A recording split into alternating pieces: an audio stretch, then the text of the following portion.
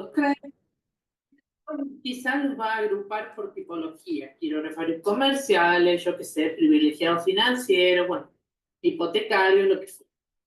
El punto es el siguiente, que a cada pedido de verificación le va a dar una respuesta el juez, un tratamiento, una fundamentación, y como les dije, los va a declarar verificado, que sería la máxima categoría, admisibles o inadmisibles. Y a modo de hacer, digamos, una armonización con la norma, más allá de que hay mucha doctrina que opina diferente y demás, vamos a discernir, digamos, separar que entre la máxima calificación que puede tener un pedido de verificación como crédito verificado y la siguiente calificación que puede ser de crédito admisible, en el medio vamos a decir que lo que cambia la situación son la existencia de observaciones. No obstante, si algún alumno ha leído algo diferente, existe mucha diferencia en donde se sostiene que la admisibilidad no está atada a la existencia o no de observaciones.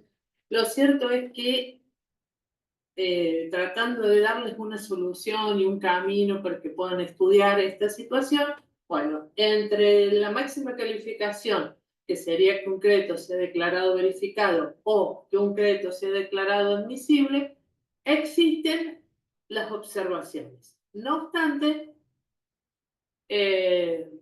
también puede llegar a suceder que un crédito sea declarado admisible y no existan observaciones planteadas por el deudor o por un acreedor que pidió verificación, que son los legitimados para observar. Dicho esto, esta sentencia se considera definitiva a los fines del cómputo de mayorías y bases del acuerdo, sin perjuicio de lo siguiente. Esto que acabo de decir, que es definitiva a los fines del cómputo de mayorías y bases del acuerdo, hace a lo establecido en el artículo 43 a 45 de la ley, que todavía no lo hemos trabajado, pero que es el punto de partida para ver si se lograron las conformidades y si se logra el acuerdo preventivo.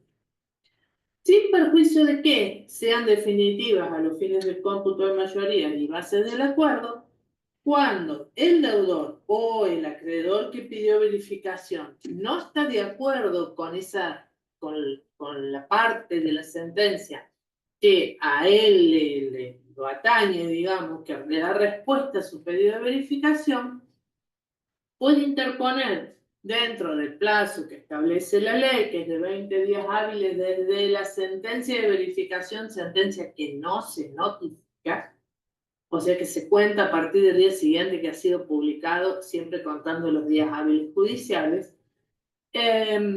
puede interponer un recurso de revisión. Este recurso de revisión es la primera puerta que tiene que golpear un acreedor cuando no está conforme con su crédito, su tratamiento del crédito. Supongamos, él pidió verificación como crédito hipotecario de 10 millones de pesos y le dan el monto, le dan los 10 millones, pero no le reconocen el privilegio. Entonces puede interponer un recurso de revisión. O otro ejemplo, por ejemplo, sería, pidió 10 millones como crédito quirografario y en vez de reconocerle los 10 millones, le dicen que solamente se le debe 2. Entonces, como él tiene la documental suficiente como para probar que en realidad no se le deben 2, sino que se le deben los 10 que él pidió, va a revisionar su crédito. Luego, si ese recurso de revisión tampoco lo satisface porque le siguen diciendo que debe 2, que le deben 2 y no los 10 que él reclama, recién allí puede apelar. ¿Sí? ¿Qué nos dice el 37, que es donde está regulado el recurso de revisión? La resolución que declara verificado el crédito y en su caso el privilegio es definitiva y produce los efectos de cosa juzgada salvo dolo. La resolución que lo declara admisible o inadmisible puede ser revisada a petición del interesado dentro de los 20 días desde la sentencia de verificación. No se notifica vencido este plazo, queda firme produciendo los efectos de cosa juzgada salvo dolo. Se interpone este recurso ante el mismo juez que dictó la sentencia del 36, o sea que ante el juez del proceso concursal, y él mismo lo resuelve, ¿sí? Ahora, si el incidente, y ya les voy a decir por qué menciono la palabra incidente, es rechazado, esta sentencia autointerlocutorio, recordando que autointerlocutorio es la sentencia que pone fin a un incidente, es apelable en los términos del 285. Entonces, volviendo a recapitular, sabemos que tenemos una sentencia de verificación que si en todo o en parte no conforma al acreedor peticionante, podrá revisionar ese crédito o en todo o en parte no conforma al deudor porque el deudor dice yo no debo 10 millones de pesos, debo 2 y tengo la prueba suficiente como para demostrar. ¿Quiénes pueden interponer este recurso de revisión? El deudor, el acreedor declarado inadmisible o en todo o en parte, y cualquier otro acreedor que haya solicitado verificación tempestiva. ¿Por qué es esto? Porque tiene que ser un acreedor que esté dentro del proceso. ¿Y cuándo un acreedor está dentro del proceso? Cuando pidió verificación. Antes de que pida verificación, el acreedor dice que es acreedor del proceso, pero todavía no lo es. Entonces, para estar inmerso dentro del proceso, el acreedor tiene que haber solicitado verificación, ¿sí? Ya sea tempestivo o tardío. El tema es que luego va a estar legitimado ese acreedor, porque pidió verificación, a interponer un recurso de revisión cuando no le conforme su sentencia o cuando no le conforme el tratamiento que se le ha dado a otro acreedor. ¿Y por qué es esto? Porque si yo acreedor, estoy conforme con mi crédito. Salió la sentencia que yo quería, yo pedí 10 millones y me dieron 10 millones como quirografario. Pero resulta ser de que hay otro acreedor que pidió verificación por 40 millones de pesos y yo sé que ese acreedor realmente no es un legítimo acreedor porque la documental que está aportando no es verídica, la razón que fuera, ¿sí? El punto es que ese acreedor pasó, el de los 40 millones de pesos, pasó la verificación y ha sido reconocido como acreedor del concurso, a la hora de una eventual quiebra indirecta en donde los bienes se subastan y se paga hasta donde alcance, ese acreedor de 40 millones se va a llevar una porción que en teoría no le correspondería y va a perjudicar la porción del verdadero acreedor legítimo de 10 millones. ¿Se entiende lo que estoy diciendo? Sí, profe. Sí, le hago una preguntita Sí, respecto a esto que me surgió ahora, ¿no? sí, Usted daba como ejemplo que el acreedor que había sido verificado con su crédito verificado o admitido y que se queja de otro acreedor, ¿no?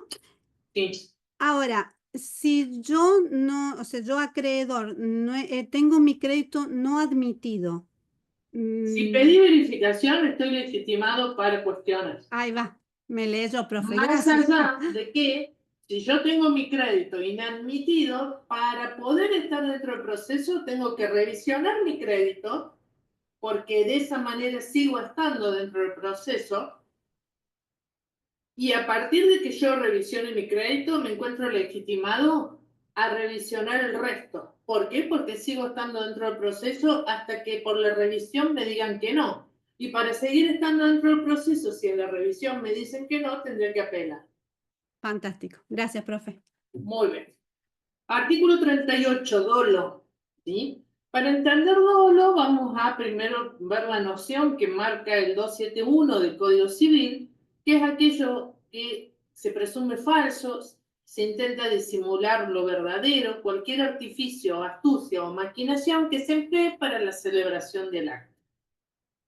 A diferencia de lo que pasa con el recurso de revisión que tramita por la vía incidental regulada en el 280, la acción por dolo tramita por vía ordinaria, de manera paralela, según disposiciones del Código Procesal Civil y Comercial de Córdoba, donde está radicado el concurso y es competente el juez del concurso. O sea, que voy a tener el expediente principal del concurso y voy a tener una acción ordinaria, un expediente paralelo vinculado al expediente principal, que no es un incidente, porque tramita por la vía ordinaria. ¿Por qué tramita por la vía ordinaria? Porque lo quiero abrir a prueba, ¿sí? Más allá que la vía incidental admite hasta 5 testigos de prueba y demás, no es lo mismo la probanza amplia que presupone la vía ordinaria a la probanza que está establecida dentro de la ley de concurso, dentro de lo que es el trámite de la vía incidente. Eso está regulado en el 280 y el 285. El plazo para interponer una acción por dolo es de 90 días, ¿sí? Que es un plazo de caducidad, por lo cual opera automáticamente por el mero transcurso del tiempo y se declara de oficio. Estos 90 días se cuentan desde la sentencia de verificación.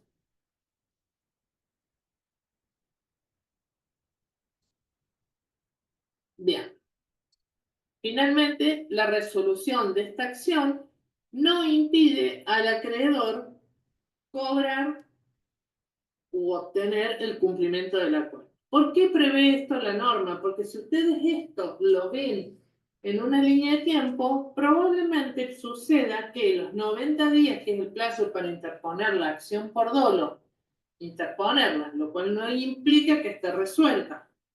La acción por dolo interpuesta en el día 89, plazo fatal de caducidad 90 días, bien digo, desde la sentencia de verificación, más que se produzca todas las pruebas, se ofrezca, se diligencie la prueba, o sea, que se haga la prueba, se tomen todos los testimoniales. A lo mejor estamos 2 años.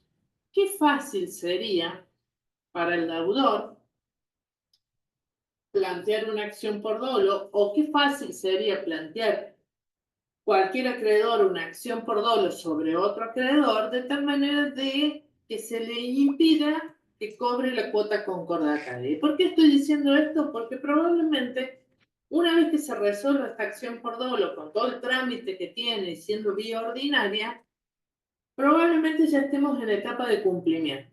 Entonces, ¿qué hace la norma? Dice, por más que esté planteada una acción por dolo, no se le impide no impide esta acción que el acreedor cobre. Luego, si se demuestra que el acreedor no es tal y que todo fue un ardid para intentar cobrar dentro del concurso, bueno, tendrá que ser condenado en costa a devolver más los intereses, más todas las multas, más todo lo que pudiera corresponder jurídicamente.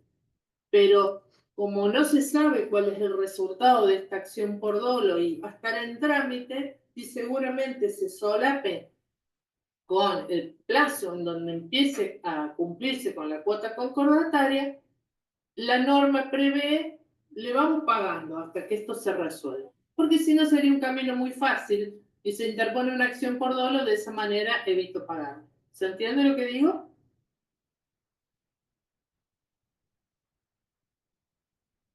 Bueno, con esto hemos terminado los temas que entran para el parcial de mañana. Ahora, la palabra la tienen ustedes, los escucho con todas sus dudas y demás, para evitar eh, que me pregunten sobre el parcial, como habíamos hablado en clases anteriores, tiene una parte de multiple choice y tiene una parte de desarrollo de tal manera de que puedan escribir, usar terminología, que tenga una redacción coherente y demás, sobre un tema, sobre temas centrales de los que hemos estado trabajando en clase. Se evalúa lo visto en clase desde el aspecto teórico, desde el aspecto práctico. ¿Sí? Ese es el parcial, dura 1 hora y nos juntamos a las 8 en el anfiteatro I. ¿Sí? Nos han asignado esa aula y tenemos otra aula más por si hace falta. Pero la idea es que nos juntemos 19:45 en en el aula I. Bueno, dicho esto, los escucho. Perdón, profe, se me traba justo un poco el internet. Dijo que era de 8 a 9 el examen. Dura 1 hora, nos juntamos 19:45 en el aula I. Perfecto, profe. Gracias. Bueno, los escucho. Profe, calculadora tenemos que llevar, o sea, vamos a tener que hacer cálculos o es necesario. No tengo la menor idea. Llevamos por las dudas. Claro. Celular no van a poder usar, así que lleven por las dudas.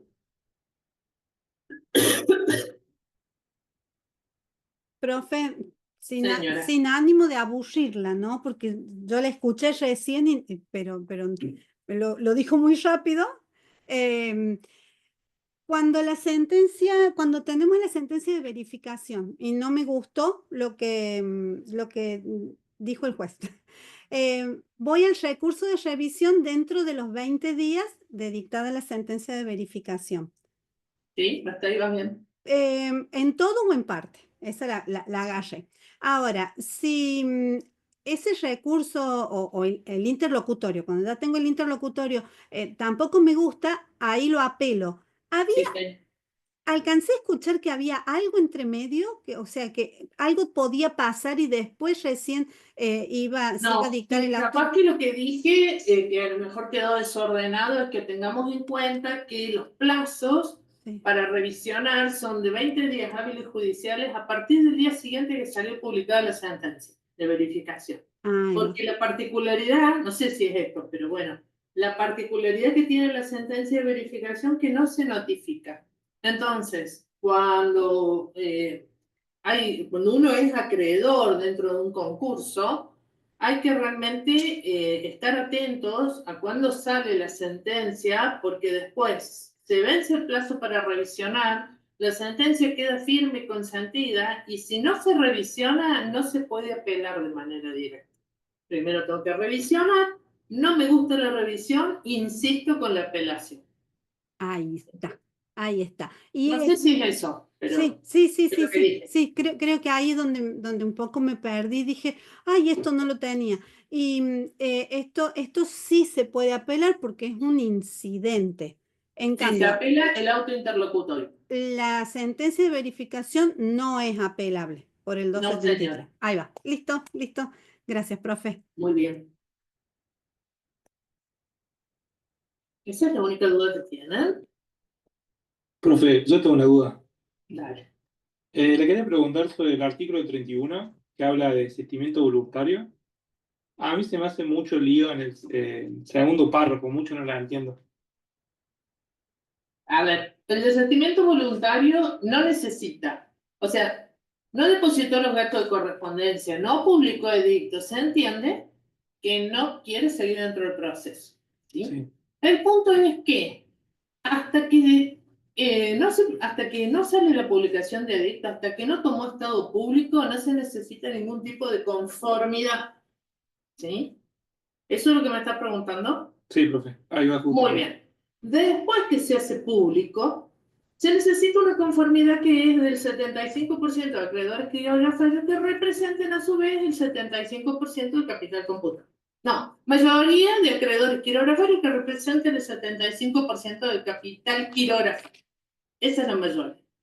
Entonces, la norma hace un lío tremendo, o no, a dónde está el o no, es estudiar esto con la línea de tiempo. ¿Por qué? Porque para armar este 75% del capital quirografario tenemos que ver cuáles son los acreedores quirografarios que vamos a tomar. ¿Por qué? Porque el acreedor quirografario a lo largo que va avanzando el proceso va cambiando. ¿Sí? ¿Quiénes son los acreedores? Yo en el primer momento, si este desistimiento se produce desde que se empezaron a publicar edictos hasta los pedidos de verificación, yo tengo que trabajar con los acreedores quirografarios denunciados y los que se presentaron a verificar, para evitar doble cómputo. ¿Sí? Sí. Entonces, los denunciados más los que se presentaron a verificar que no estaban denunciados. Ese es mi primer tramo de acreedores quirografarios. Evito sumar 2 veces al mismo acreedor. ¿Sí? Tomo la denuncia más los que vinieron a verificar que no estaban denunciados. Y con eso armo un 75% de votos de acreedores que representan el 75% del capital quirografário. Primer escenario. El segundo escenario de los acreedores quirografarios es cuando la sindicatura dicta los informes individuales, ¿sí? En donde pasó por el tamiz del proceso de verificación, entonces yo puedo haber tenido 10 acreedores denunciados, de los cuales solamente le fue bien en el proceso de verificación 7. Entonces yo voy a tomar los 7 que están en mis informes individuales, ¿sí? Ahora, eso vuelve a cambiar cuando el juez dicta la sentencia de verificación. Por eso digo que hay que estudiarlo con la línea de tiempo y razonarlo cómo va cambiando el estado de los acreedores a medida que va avanzando el proceso. Al principio yo tengo denunciados, luego tengo acreedores que pidieron verificación y la sindicatura elevó un informe individual, primer tamiz, y el último tamiz es la sentencia de verificación. Son 3 tramos en donde, de acuerdo al momento en que se produzca el desistimiento voluntario, ¿sí?, es que hay que evaluar cómo se conforman esas mayorías. Ese es el problema. Que no es difícil, pero yo digo, el legislador analizó los escenarios y dijo, bueno, esto hay que ver en qué tramo está. Y en función de eso lo fue armando. Es eso. No sé si medianamente se comprende lo que estoy diciendo, si te resuelve la duda. Sí, profe, para no estar escribiendo. Entonces, o sea, básicamente lo que cambia todo es la publicación de edictos. O sea, si saben que se Sí, hizo o si es no. antes de que se hizo público, no se necesita ningún tipo de conformidad. Que después del cambio de las mayorías. Sería. Exactamente, y después va cambiando cómo se arma la mayoría en función del momento en que se produzca. ¿Por qué? Porque si yo te pregunto quiénes son los acreedores quirografarios antes de los informes individuales, vos me vas a decir y calculo que tomo los denunciados más los que pidieron verificación que no estaban denunciados. Si no, ¿cómo sabes? ¿De dónde lo sacas? Claro. Luego, cuando ya están los informes individuales, pero no está la sentencia, porque el juez tiene 20 días hábiles para dictar sentencia, vas a tomar los que pasaron el tamiz para la sindicatura y que están positivamente considerados en los informes individuales.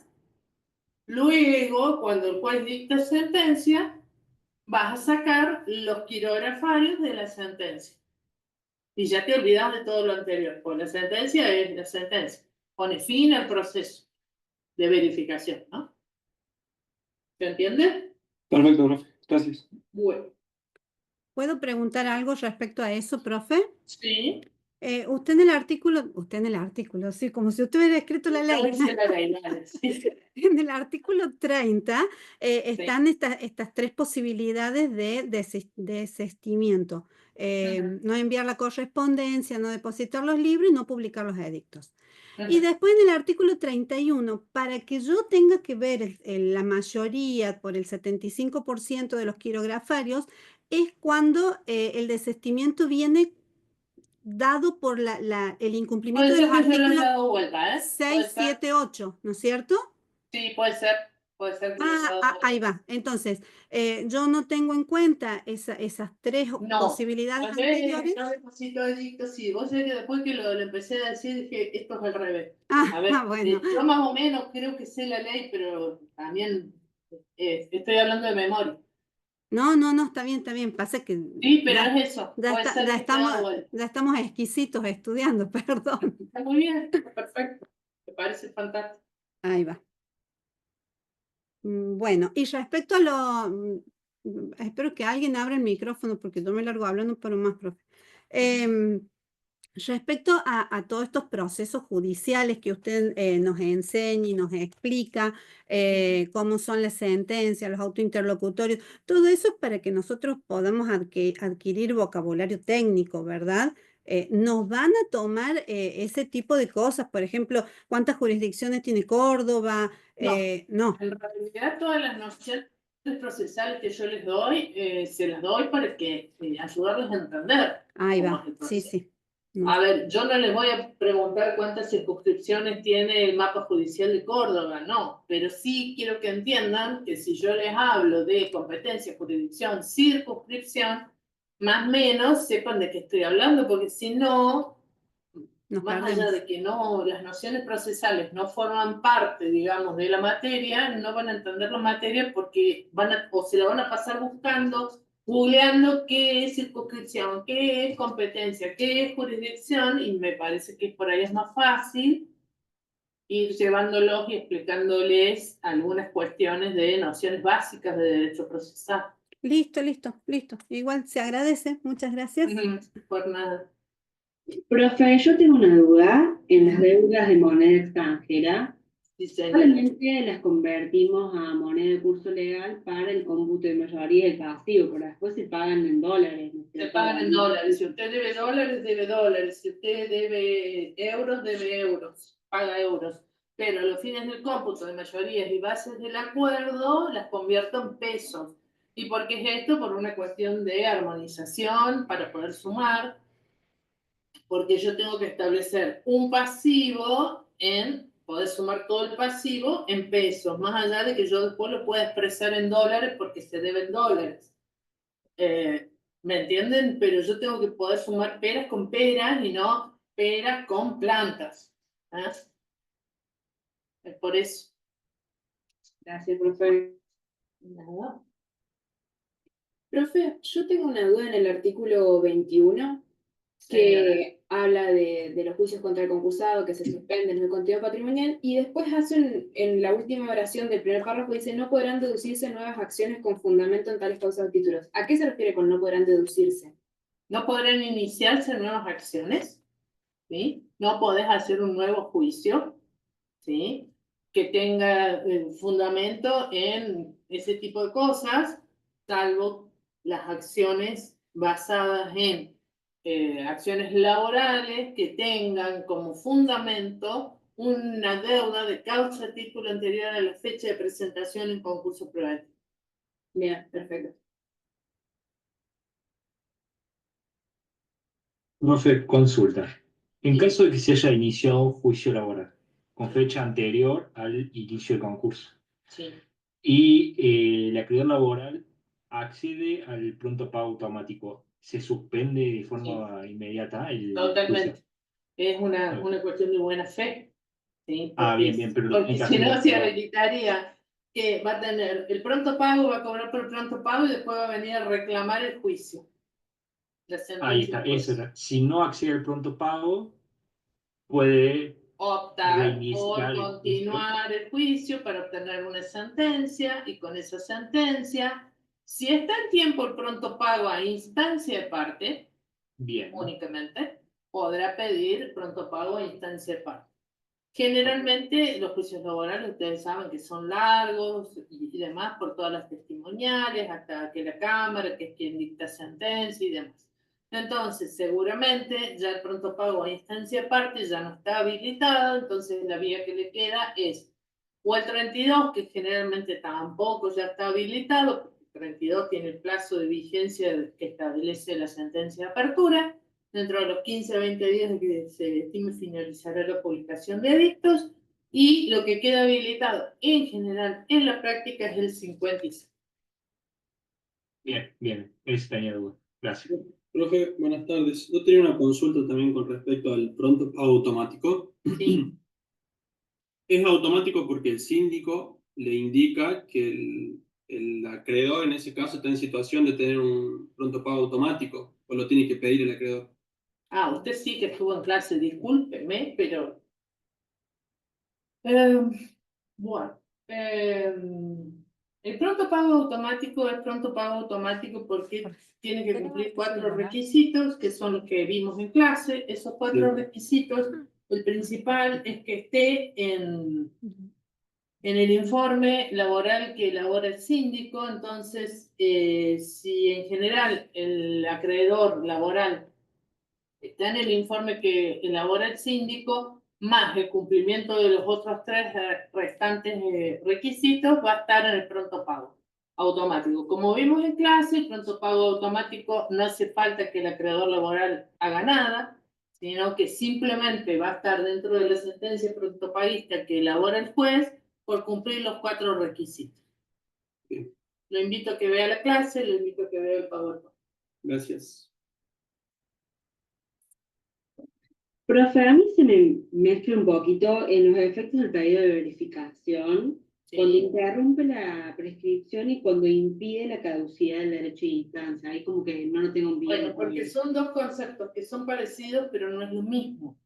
La prescripción es la pérdida del derecho por el medio transcurso del tiempo, ¿sí? Esa prescripción se puede cortar, como pasa con las cuestiones impositivas, que creo que les pongo este ejemplo porque a ustedes les es más ameno y estamos acostumbrados, ¿sí? En donde el plazo de prescripción de un título es en las obras sociales 10 años, entonces, bueno, se interpone algún tipo de acción y demás, eso corta el devengamiento del tiempo, ¿sí? En cambio, el concepto caducidad del derecho y de la instancia, que es lo que prevé la norma, ¿sí? El periodo de verificación, la caducidad del derecho no se interrumpe, siempre va transcurriendo, ¿sí?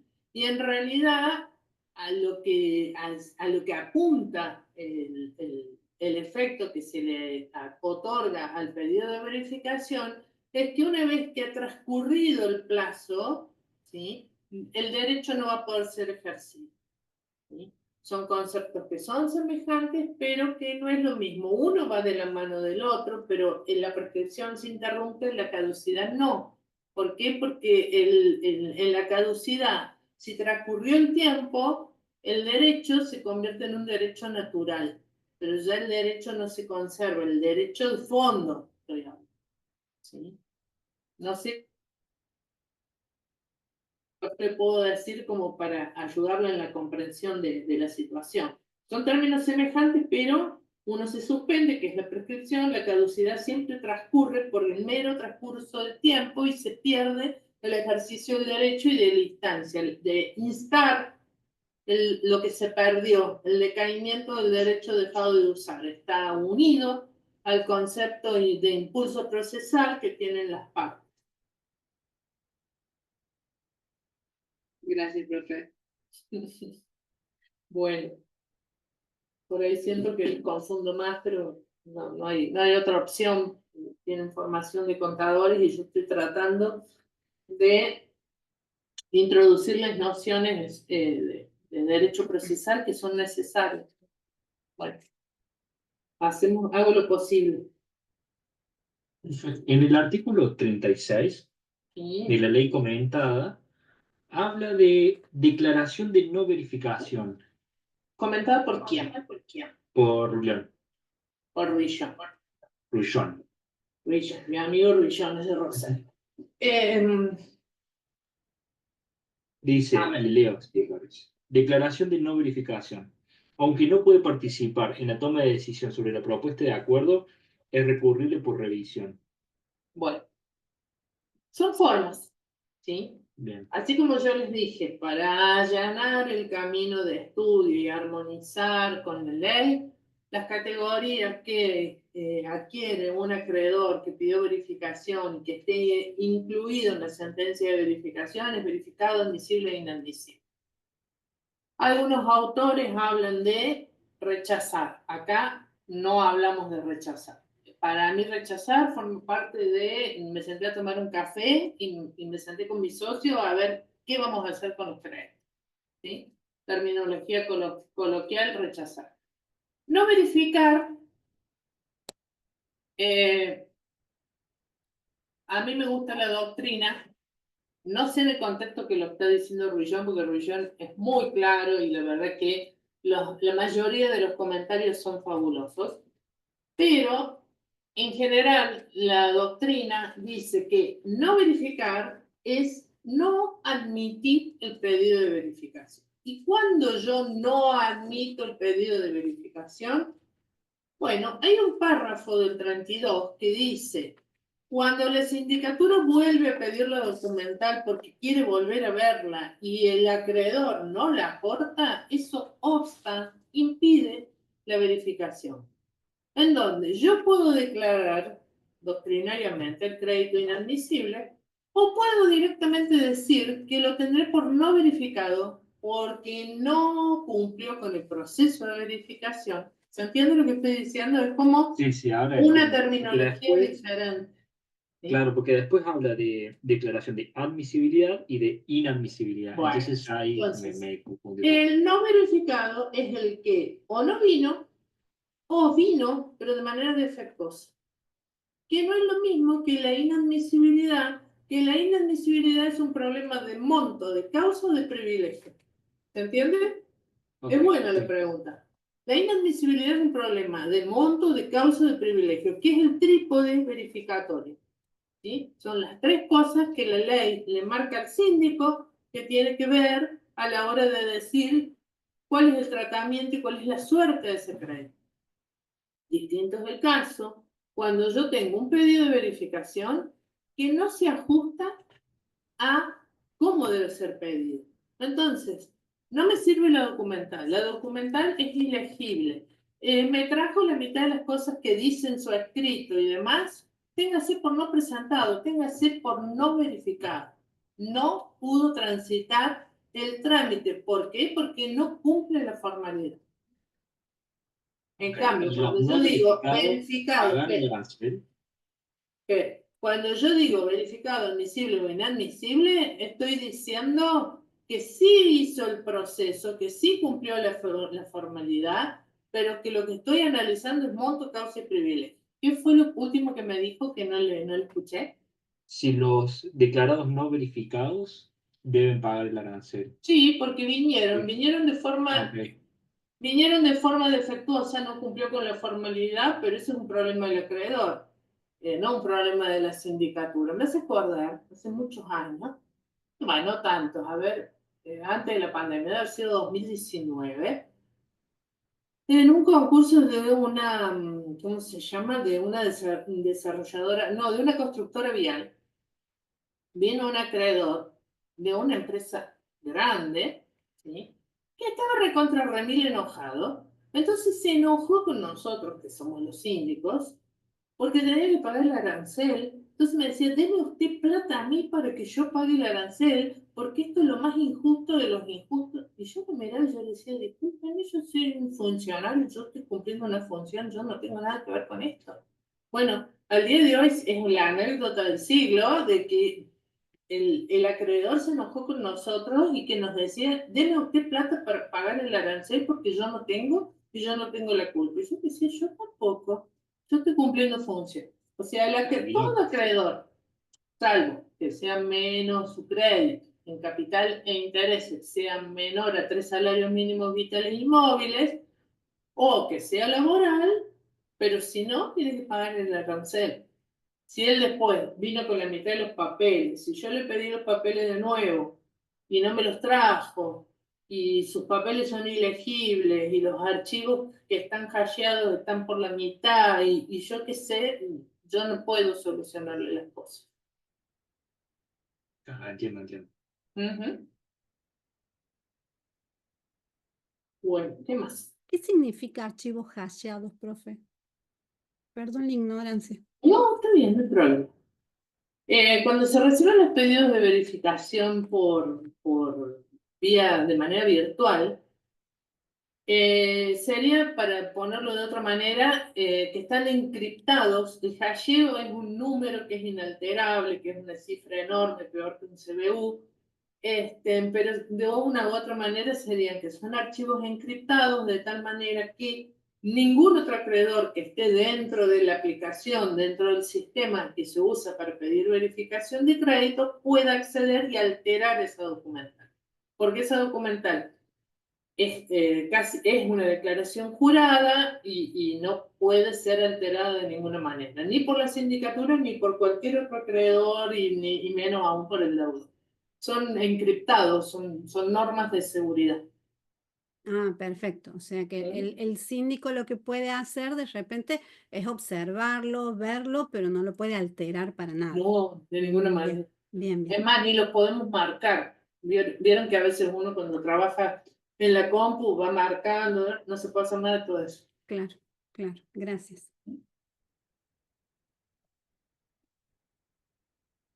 Están encriptados. Dudas. Lleven lapicera, lleven, ¿cómo se llama? Liquid paper o cinta para correctora, para que quede prolijo, con lápiz no.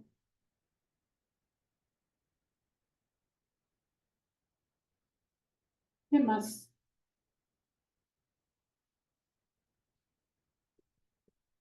Tire un centro, profe, para mañana. El tubo. Bueno. No, a ver, el mejor centro que les puedo tirar, y que no en todas las materias les pasa, es que yo doy lo que tomo y no traiciono, o sea, no les voy a salir mañana con concursos en el extranjero, artículo 4. No les voy a hacer. Ese es el mejor centro. Que no en todas las materias pasa, que muchos le toman el programa abierto. Acá vamos a aprender el ABC del derecho concursal. Yo no les pido fallos, no les hago interpretar una sentencia de apertura, porque eso no suma, porque eso no enseña, porque ustedes tienen que aprender, como siempre decimos, a manejar. Después ustedes, si les gusta el tema y quieren correr un rally, van a la especialidad. Hay miles de caminos para seguir esto. Pero acá lo bueno y lo positivo, y creo que a lo largo de tantos años al frente de la materia, todos los años confirmo de una u otra manera que es mejor enseñar el ABC que pedirles a ustedes que interpreten no sé, una sentencia, por más que si quieren vemos sentencias. A ver, acá estamos viendo el 10% de lo que es el derecho concursal, que es amplio, que tiene un montón de aristas, un montón de caminitos y demás. Pero yo estoy casi convencida de que si no aprendemos este ABC, que marca la norma, a ver, queremos interpretar verificado, admisible, inadmisible, y cuál sería la terminología, y cuándo los créditos son observados, y cuándo. Hay miles de cosas. ¿Sí? Pero si yo empiezo con la postura, con el tratamiento, con lo que opina la doctrina, con lo que opina Di Tulio, no terminamos más y no aprenden nada, porque van a terminar confundidos, me van a terminar diciendo, profe, ¿y de todo esto cuál sería? Y yo qué sé, porque eso tienen que aprender después, si les gusta, a decir, bueno, me parece que el tratamiento del arancel es que se sumará al crédito de mayor monto, de mayor privilegio, pero no es gasto del 240. ¿Y por qué yo pienso que no es gasto del 240? Y porque el gasto del 240 en su génesis es un gasto con origen de manera posterior al concurso. Y el arancel es de causa a título anterior porque viene unido. Bueno, y ahí empiezan a pensar. Entonces, volviendo a la pregunta del compañero de que elegir un centro, el mejor centro es nada de que no hayamos visto va a ser evaluado. Ni ahora, ni en los finales de los regulares.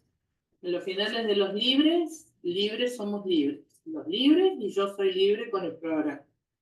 Pero lo que son regulares o alumnos promocionales, lo que vemos en clase es lo que se evalúa. Por eso verán que me transformo cuando advierto que hay alumnos que están viendo cómo la cancherean y que no saben ni dónde está la materia ni cuáles son las clases. ¿Pero por qué? Porque es en perjuicio de ustedes. Simplemente eso es lo que uno desde afuera ve. Luego el resto corre por ustedes, por cuenta de ustedes. ¿Qué más? ¿Dudas? Profe, le consulto sobre el protesto. Sí. Lo que yo entendí que es una formalidad para dejar constancia que yo presenté. Que no tenía plata. Y que no te pagaron. Y cuando está la cláusula, no lo puedo presentar. Claro. Sí. Exactamente. Exactamente. Profe, y ahí si el pagaré no dice nada, ¿se toma como que es con protesto o sin protesto? No ¿O sé. siempre va a decir algo? ¿Cómo lo vieron? Porque eso depende cómo lo hayan dado. Yo tengo el recuerdo de que lo dijeron en clase, pero no estaba en la diapositiva y yo no lo noté.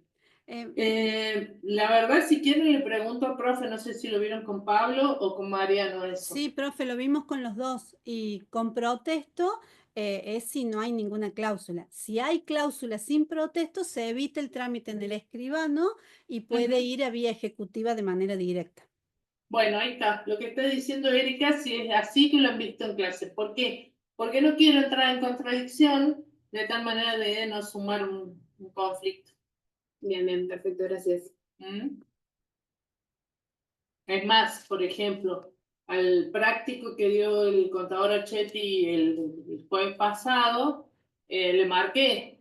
Le digo, a ver, trabaja verificado admisible e inadmisible y no nos apartemos de ahí porque si no vas a sumar yo sé lo que piensa, sé lo que piensa Mariano síndico y demás, pero armonicemos.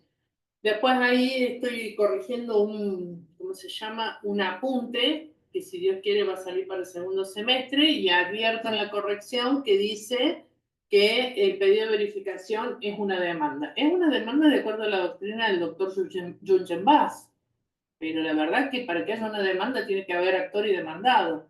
Y en un pedido de verificación no hay ni actor ni demandado. Bueno, entonces mis respetos al doctor Jungenbach, que es un catedrático, todo lo movido, pero nos mantenemos en que el pedido de verificación se asemeja a una demanda, pero no lo es, y produce el efecto de la prescripción y impide la caducidad del derecho y del punto. Ahí nos quedamos. ¿Qué más?